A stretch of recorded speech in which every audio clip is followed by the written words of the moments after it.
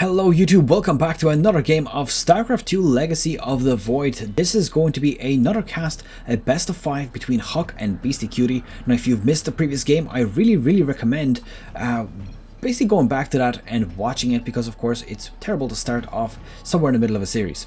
So just to note, a question of the series also is, how do you feel about the Zerg? Do you think that they're creepy? Do you think that they're overpowered? Do you think that they are really weird the way they kind of work through one kind of mind, as in they have a similar connection like the Kala, but they're kind of controlled only by one person rather than all feeling each other's emotions and all this kind of rainbows and unicorns stuff. So a quick introduction to our players as well. On the bottom left hand side here of Runes of Seras, we've got Beastyqt spawning as the green Terran, and he is on team True eSport with their little Puma icon right here. Now his opponent, no other than HuK, who is part of Team Evil Geniuses, and he is from Canada.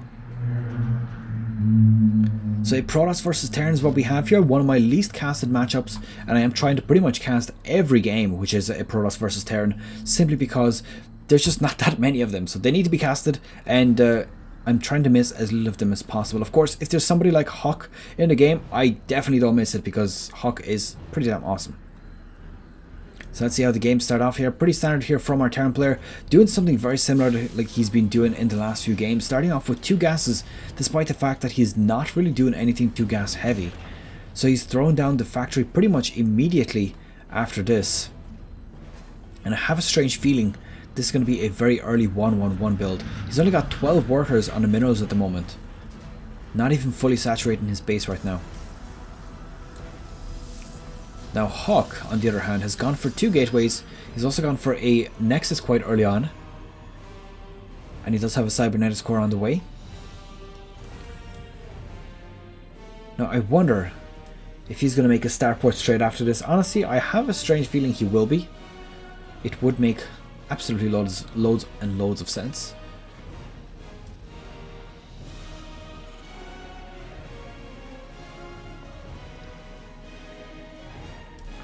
So let's see, there we go, starport is on the way also. Looks like we've got Widow Mine. So what this is going to be is essentially, it's going to be 6 Marines and 1 Widow Mine being thrown into a medevac and then rushed straight into the opponent's base. He knows where his opponent is at this point. He scouted him out quite a long time ago. And just a note, HuK has actually not scouted his opponent out. He knows where he is because he's checked out the other bases, but he has not actually scouted him out, which is definitely a very strange one.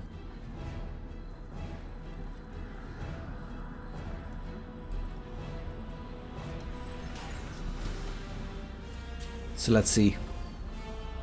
Stargate has been put down for HuK as well. So HuK almost has his expansion fully established at this point. And going for the Stargate, so gonna see possibly a bit of harassment, or he might of course go for the Phoenixes. Now something I've seen in recent games, actually it's pretty much been pretty common in the Dreamhack tournament that has been held, is people tend to go for Phoenixes a lot more often than they go for Oracles. And honestly, I do not know the reason for that. It's definitely interesting that the meta shift has been done, but they're all apparently going for Phoenixes instead of Oracles. Probably because in groups of 4 or 5, Phoenixes are a little bit superior because they can just continuously lift off units, and they're also obviously very good against air units,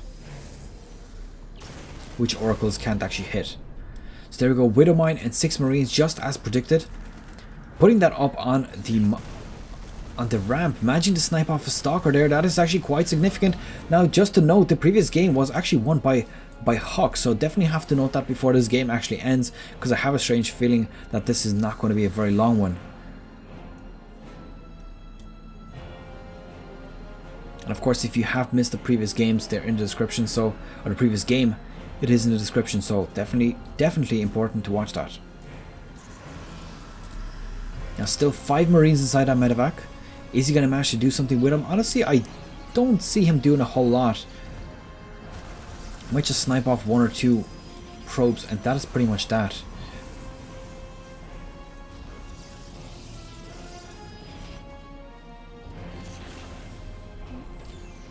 And there we go. Looks like we've got ourselves a command center on the way here. and a Liberator was put down, but getting destroyed very quickly here as well. There's a total of 4 probes destroyed, which I don't know if that was 1 or 2 from the Liberator, but he definitely destroyed a few with his Marines as well.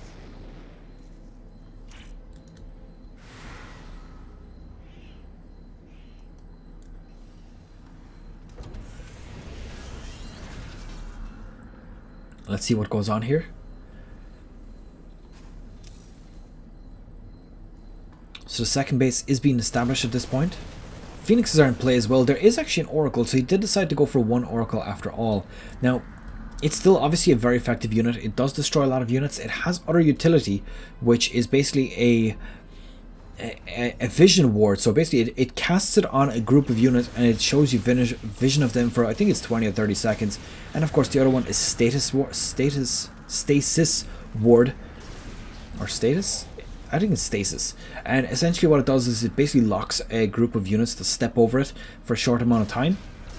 Now, during that time the units cannot attack or be attacked, but what it does basically is it just takes those units out of the fight for a short period of time, which, as you can imagine, is a very, very important thing to do.